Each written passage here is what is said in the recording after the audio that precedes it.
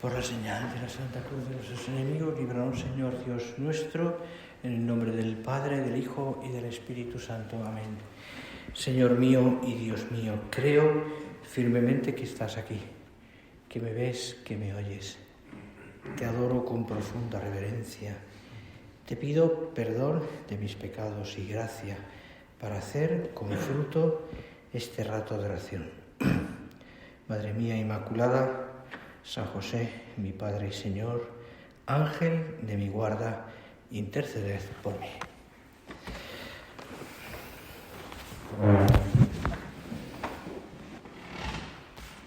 Seguimos con la vida del Señor en este tercer día o cuarto día del curso de retiro y lo hacemos, pues, como hemos intentado estos días, metiendo un poquito cabeza y corazón en el portal de Belén, porque no deja de ser, es de hecho una cátedra que nos enseña tantas cosas, el portal de Belén.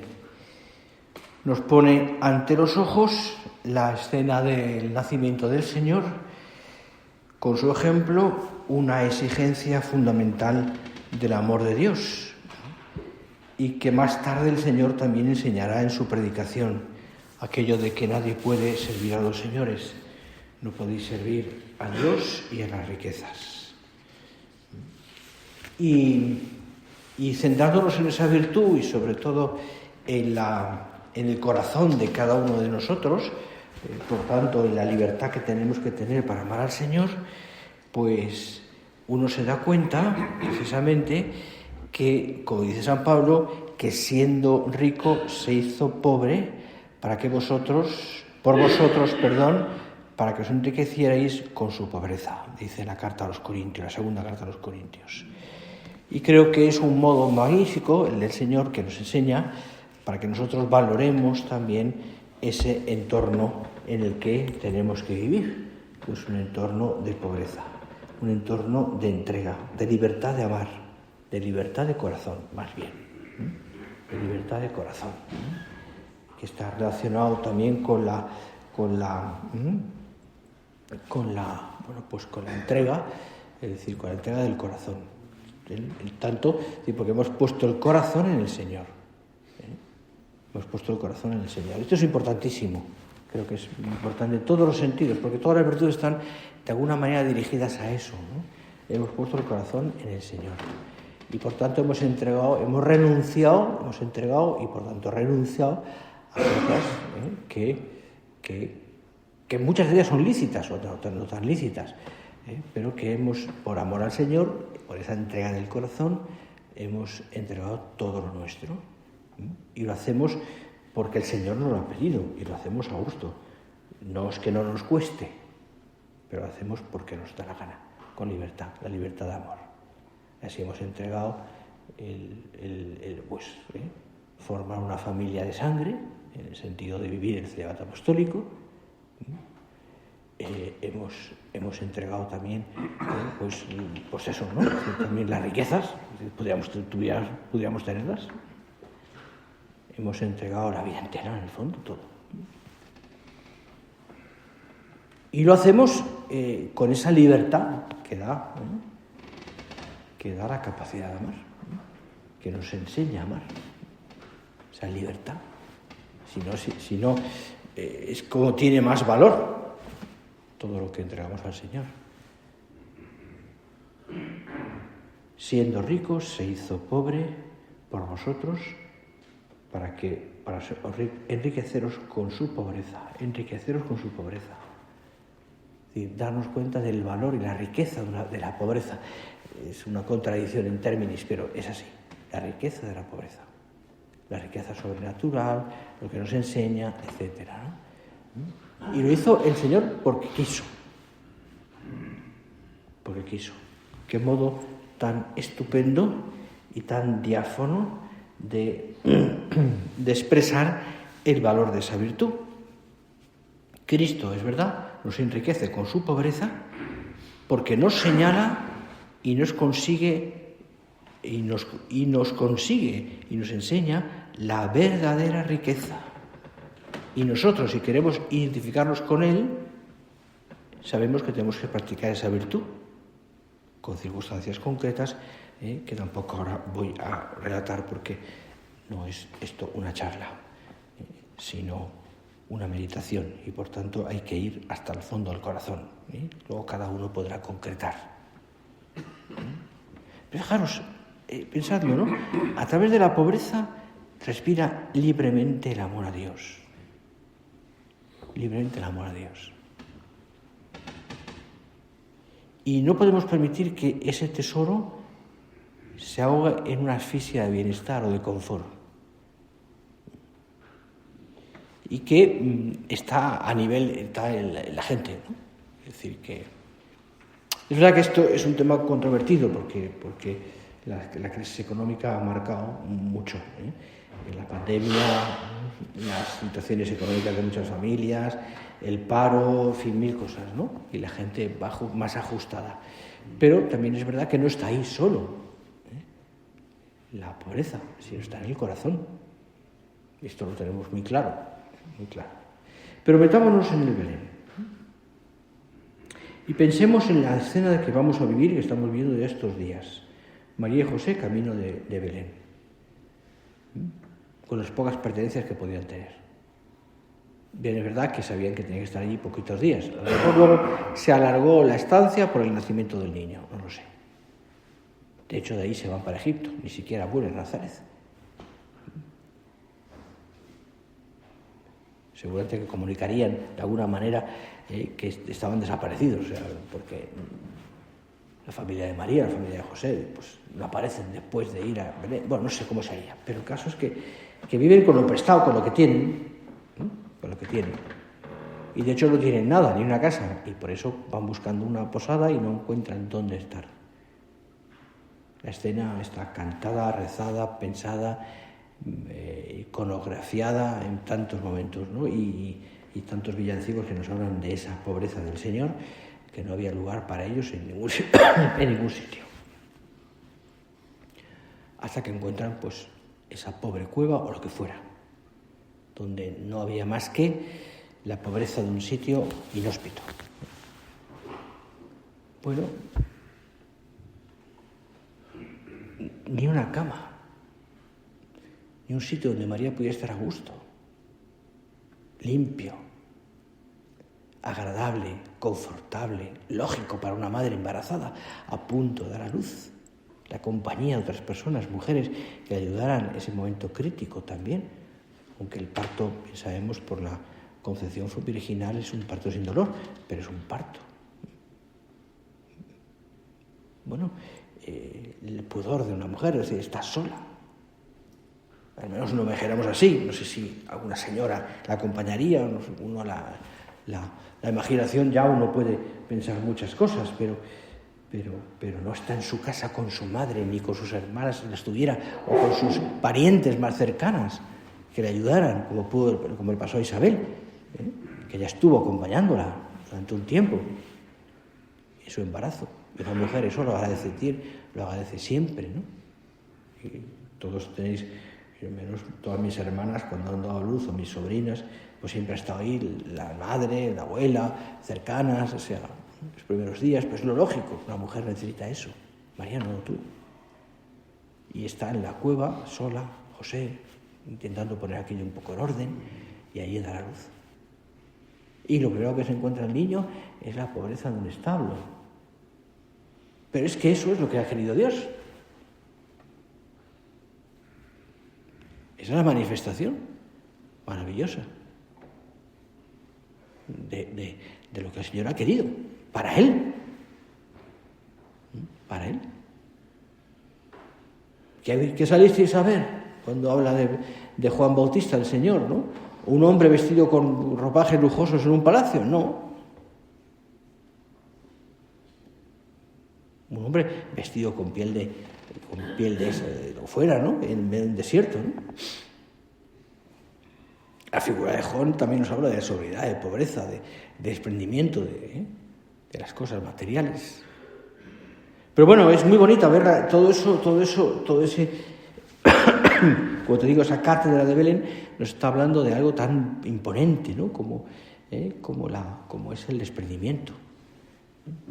Y bueno, después seguramente José apañaría aquello como pudiera, y un buen fuego para que la Virgen estuviera a gusto, y el niño también recién nacido, quizás un poco de agua caliente para lavarle, y después ya esperar, descansar a la luz del fuego en aquel inhóspito lugar con un buey y una mula. Es muy bonito el artículo que tiene, el documento del cardenal Ratzinger entonces sobre el buey y la mula. Os lo recomiendo. El sentido del buey y la mula en el Belén, de uno de sus homilías, que es una preciosidad, también explicando pues eso, ¿no? La razón, ¿no? Y bueno, pero no viene al caso el tema, ¿no? El buey y la mula. Y bueno, los pastores, los primeros, pobres también, dormían al raso, velando a las ovejas, y son los primeros que reciben el anuncio del nacimiento del Señor, por parte de lo alto, de los ángeles. Y ellos se dirigen, ¿y cuál es la señal? Un niño envuelto en pañales, no otra. Buscan a un niño en un sitio, en un hospital, vestido, o sea, envuelto en pañales. Ahí se van. Bueno, imaginamos la escena, la está representada de tantas maneras distintas, Pero nos hablan de todo esto que estamos hablando, de lo que nos habla esa enseñanza maravillosa que nos brinda el nacimiento de Jesús y que nos hace reflexionar una vez más a nosotros, a ti y a mí, en la necesidad de movernos y sentirnos con el corazón libre, desprendido de las cosas materiales, con una actitud positiva. No es una actitud, no es un no, es un sí al amor de Dios. Es un sí, es un canto a la libertad del corazón. Es una alabanza, es una acción de gracias al Señor por todo lo que nos da, que son instrumentos al servicio de Dios y de los demás. Por supuesto. Y es una enseñanza para ti y para mí, para que sepamos, a nosotros que hemos sido llamados a la santidad en medio del mundo, para que sepamos también en medio de ese mundo, con todas las exigencias que tiene y con todos los inputs que el mundo nos va dando, y de todo, lo material me refiero, que sepamos descubrir y concretar también las exigencias de la pobreza en nuestro trabajo profesional, en las relaciones sociales. Y cada uno eso después lo puede concretar de muchas maneras. Pero hemos visto realmente en personas que nos han precedido en la obra y en otros sitios verdaderas heroicidades. Dentro de esa dignidad de personas porque probablemente estaban muy bien colocadas, pero al mismo tiempo con un corazón tan desprendido que nos conmueve. Pudiendo tener más, no han tenido más. Pero lo importante es que nos han enseñado a sentirnos y a movernos con el corazón libre. Con el corazón libre. No atado a cosas que puedan quitarme la paz, o como puedan obsesionarme. Esto hay que entenderlo en el contexto en el que vivimos, evidentemente, hay que entenderlo en el contexto también de cómo vivimos cada uno. Y es verdad que la pobreza es la que es en esencia, aunque los tiempos van cambiando. Y no es lo mismo la manera de vivir. No me refiero al fondo, el fondo es siempre el mismo, hace 10, 15, 20 años o 30 que ahora. ¿Por qué? Precisamente por lo profesional necesitamos un teléfono móvil, o necesitamos un coche, o necesitamos una serie de cosas. Y tampoco me gusta concretar más, porque cada uno tiene que verlo en su oración personal. Pero hay muchas cosas que efectivamente están dentro de lo ordinario, Pero dentro de eso ordinario sabemos cuidar las cosas, no apegarnos, tener el corazón desprendido, el uso que hay que hacer de esas cosas, el cuidado de las cosas pequeñas, etcétera. 1000 cosas que hemos aprendido, ¿no?, en la vida, en la obra, pero que manifiestan también el espíritu, ese espíritu de desprendimiento y de pobreza. Inmersos en un mundo que rechaza o que no habla nunca de eso, en un mundo que es materialista y hedonista, inmersos en ese mundo, nosotros vamos aprendiendo, y hay que ir aprendiendo continuamente, porque uno no aprende del todo nunca, a vivir ese desprendimiento.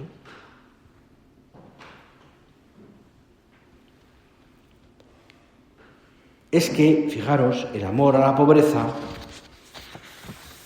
reafirma el amor a Dios. Y nos une mucho más a Él. Y abre el camino a una relación estrecha, filial con el Señor. El amor a la pobreza purifica, anula esas tendencias bajas que tenemos, use amor desordenado a los bienes terrenales que podemos tener. Lo que habla San Juan de la concupiscencia oculorum, o la disminución, dice San Agustín, la disminución de la concupiscencia significa el aumento de la caridad. El amor a la pobreza afirma la confianza en Dios, impulsa a poner los ojos en los verdaderos bienes. Reafirma mi amor a Dios. O sea, me da más libertad para amar al Señor con todo mi corazón, porque lo pongo en Él. Y porque esas pequeñas cosas que a veces me pueden como tirar, las sé orientar a Él. Y sé distinguir entre lo que es necesario y lo que es capricho.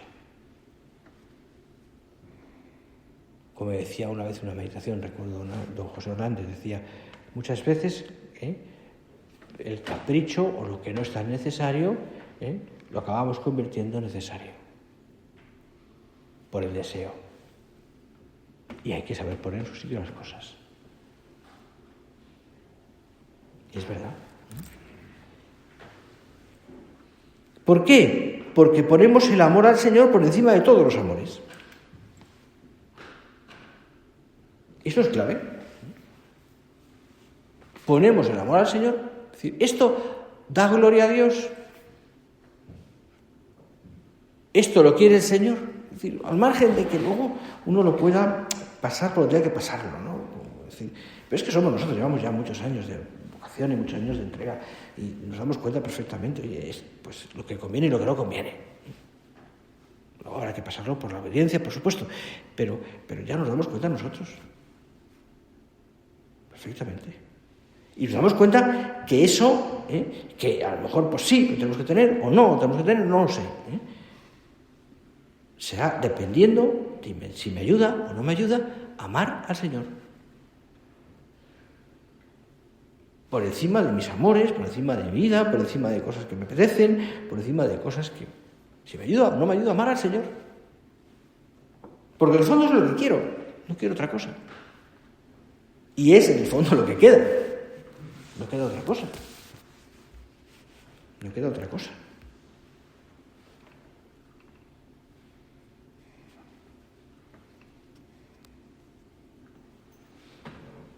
Aquellos cristianos lo dejaron todo. Que la gente viva esa totalidad de la entrega, del compromiso con Dios. El Señor nos sigue diciendo, quien ama su vida más que a mí, no es digno de mí. No es digno de mí.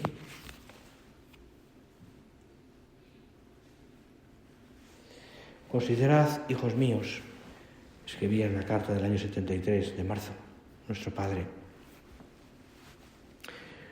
Considerad, hijos míos, que la lucha interior no es una simple ascesis de rigor humano, Esto es claro. Es la consecuencia lógica de la verdad que Dios nos ha revelado acerca de Él mismo, acerca de nuestra condición y acerca de nuestra misión en la tierra.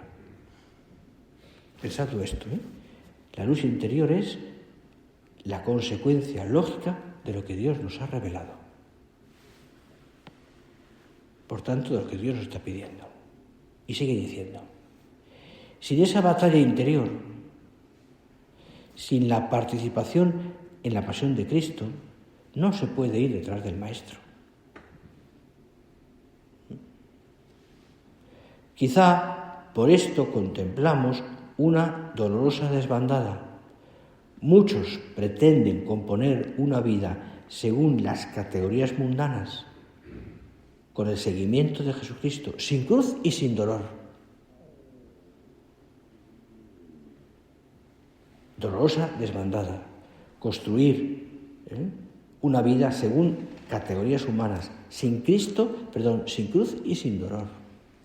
Y esto, añade el Padre, nuestro Padre, no es posible sin alterar sustancialmente el mensaje de nuestro Redentor, porque no es el discípulo más que el Maestro. Y el discípulo de Cristo ha de estar dispuesto a negarse y a dar la propia vida por la salvación de los demás. No es el discípulo más que el Maestro. ¿Cómo vivió el Señor? Pues no te lo explico porque lo sabes.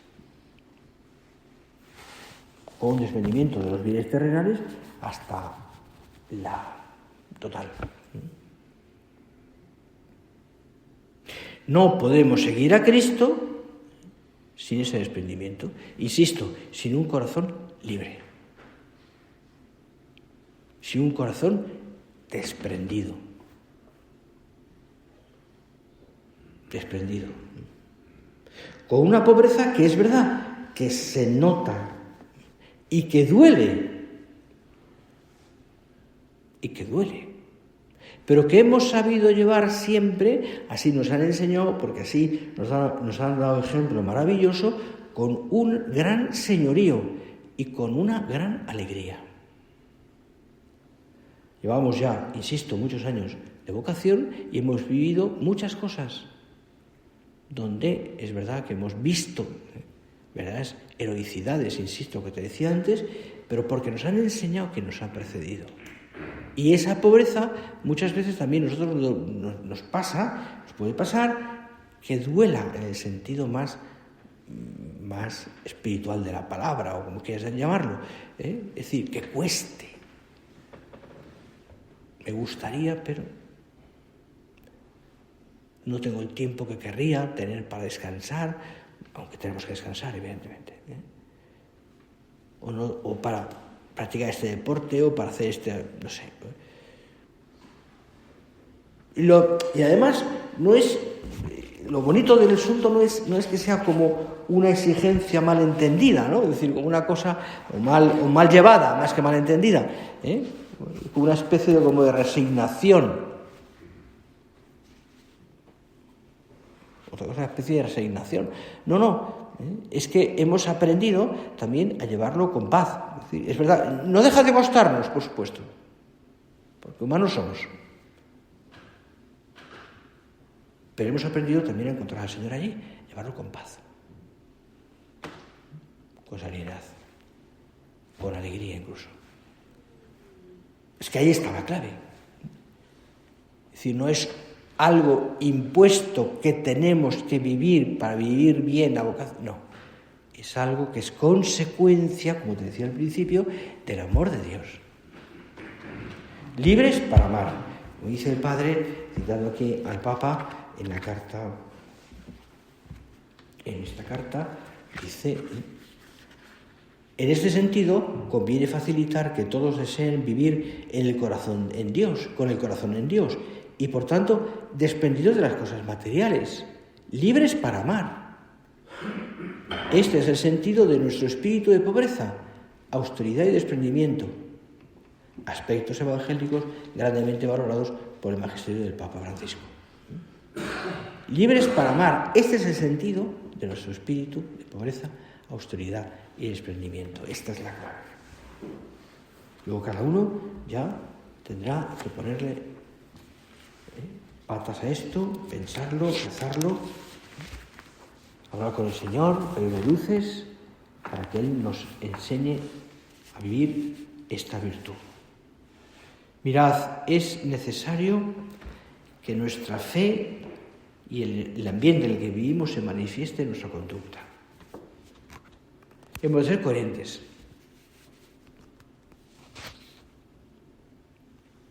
Coherentes. Pues leíamos ese trozo escuchábamos, ¿no?, bien, de don Ignacio, ¿no?, del amigo suyo de Tánger, que le regalaba un coche, y entonces al final tanto empeño le manda el Mercedes, ¿no?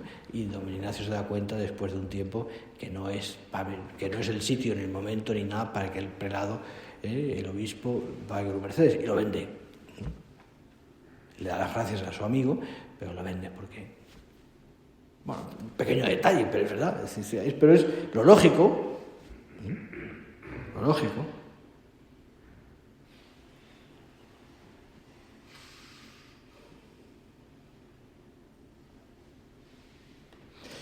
La verdad es que uno, cuando lo piensa despacio y lo ve, ¿no? Es decir,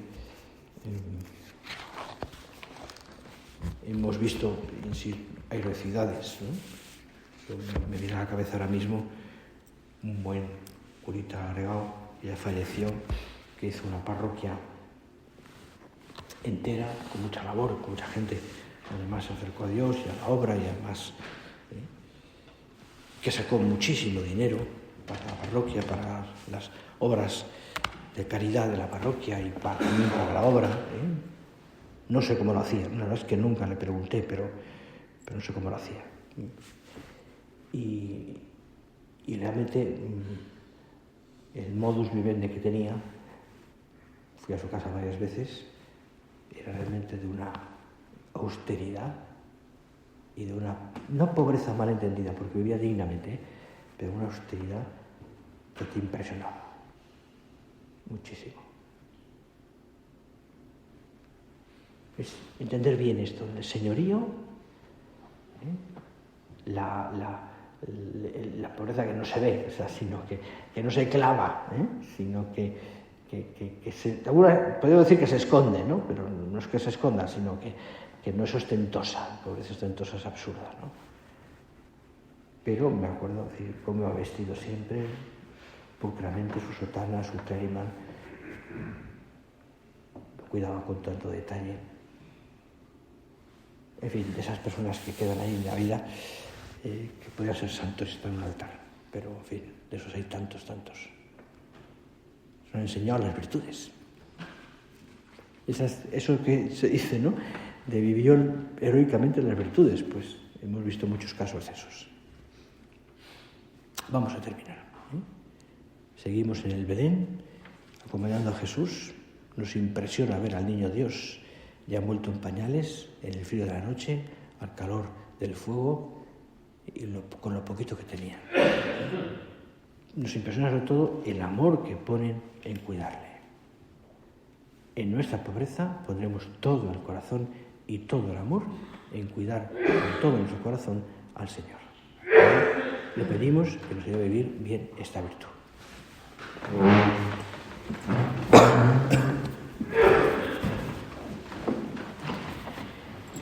Te doy gracias, Dios mío, por los buenos propósitos, afectos e inspiraciones que me has comunicado en esta meditación.